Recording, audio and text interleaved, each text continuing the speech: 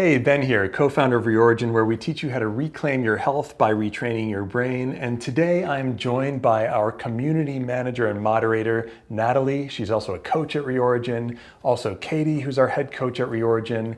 And today we thought it would be a fun and great idea to share with you our top 3 tips each for healing and recovery based on our own experience.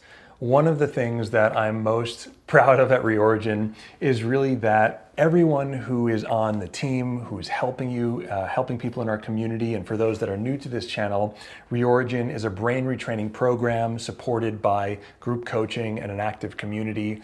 And all of us who are helping out there, who are coaching, we have been through brain retraining ourselves, we have recovered from chronic conditions, and we're here with you today to share and talk about our top 3 tips that helped us recover from our own conditions. So to start it off, Natalie, really curious to know, what are your top 3 tips? What helped you the most? Yeah, sure. So my first tip is approach healing with a light heart. So once I did this, I was able to find more joy on my journey. I could focus on the positives, and I realized that I was always doing better than I gave myself credit for when I approached it with a light heart. I love that. Yeah, we can always get like our own worst critic, right? Absolutely. But to just be Yeah. light and enjoy, I love it. That's awesome. Yeah, my second would be getting out in nature.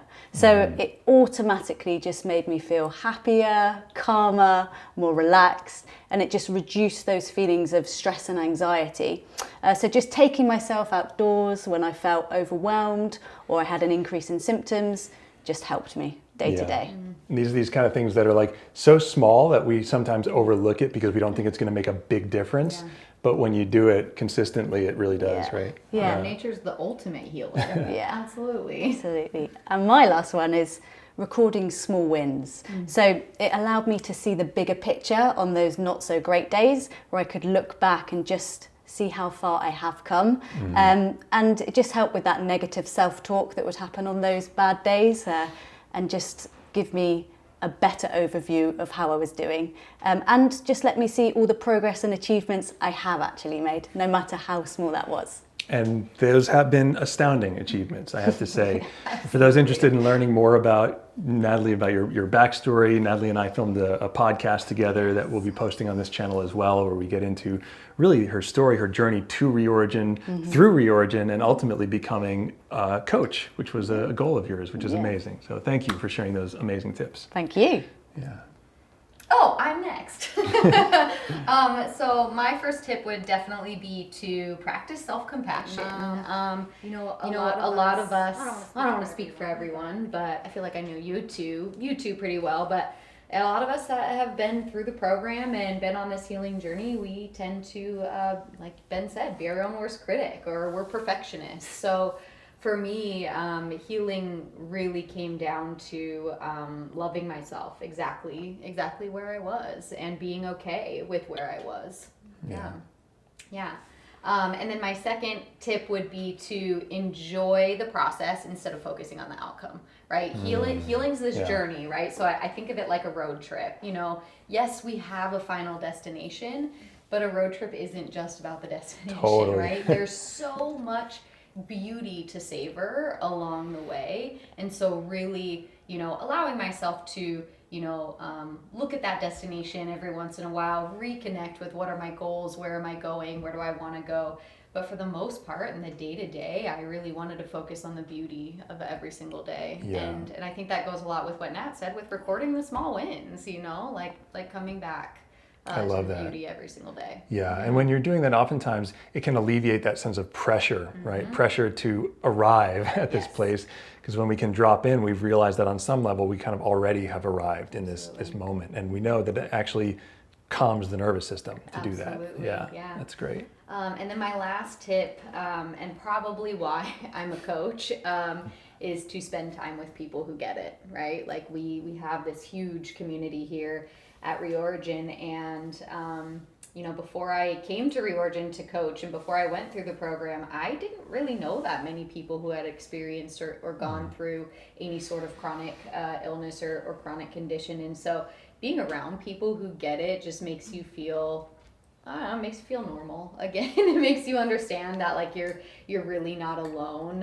And so that I really think that that's what's driven me to be a coach, because I want people to know that they're not alone in the journey. Yeah, awesome. All right, I guess I'm up. So it actually segues into my first one, which is, for me, I think one of the most powerful things that started my healing journey was believing that it was actually possible for me to heal. Yeah. And I say it's kind of a segue from what you were talking about with community, is that sometimes we don't feel like we have the evidence for that belief, and we need to sort of justify that belief. And oftentimes, for anyone who's been struggling with a challenge or a chronic condition, we've actually built up a lot of evidence to the contrary that says we will never get better, because every time we've tried to do something, we've been met with some resistance or a hurdle. And then, of course, we're living in a day and age of internet and information, and whatever you look up, there will be tons of information to support that, and scary stories, and I certainly found a lot of them myself. And so the thing that really helped me turn the corner was actually hearing stories of other people who had been as sick, or in a lot of cases even sicker than I had been, and who had gotten completely better. And that started to just open the door in my mind to say, okay, other people could do it. Maybe it's possible for me too. And that allowed me to start taking that first step. I love that. Yeah. So the second one then would be taking small steps and doing things consistently.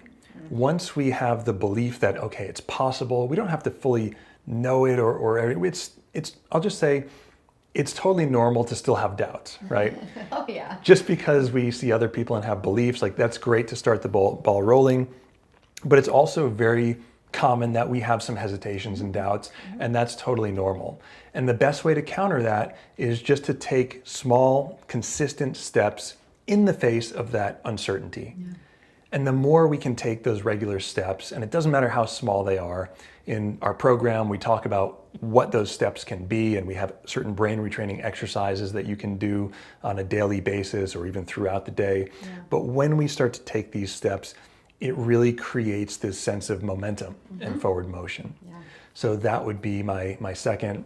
And my third tip is to step back, change our perspective a little bit, and to acknowledge what is positive.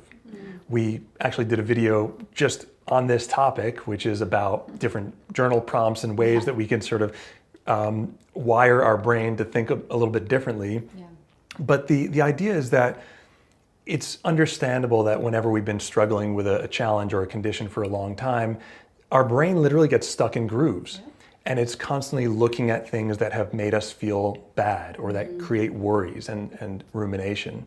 It's also equally possible that we can turn our attention to other things that are equally as true and that are happening that can make us feel positive. It's not about just positive thinking. It's not about saying that things aren't wrong or that everything is great when in fact it's not. It is about honoring our ability to choose where our focus goes, and practicing and recognizing that we can choose to focus on some positive thing that might be even outside of the thing that we're experiencing, right? So we might be experiencing something that involves pain or discomfort, but at the same time, we can think of how pleasant it is to look out the window, or to think about, or to dream, allow ourselves to dream about going on a vacation or a trip or something like that. These are all available to us. And so by simply focusing on these, we actually start to retrain the brain to create a sense of possibility. Love that. Yeah. So we're really curious, you guys, what tips of these resonate with you, or if you have any other healing tips that maybe we didn't talk about that other people who are on this channel and who are on the healing journey that they could take and run with. We'd love to hear them, you guys. So please leave them in the comments below.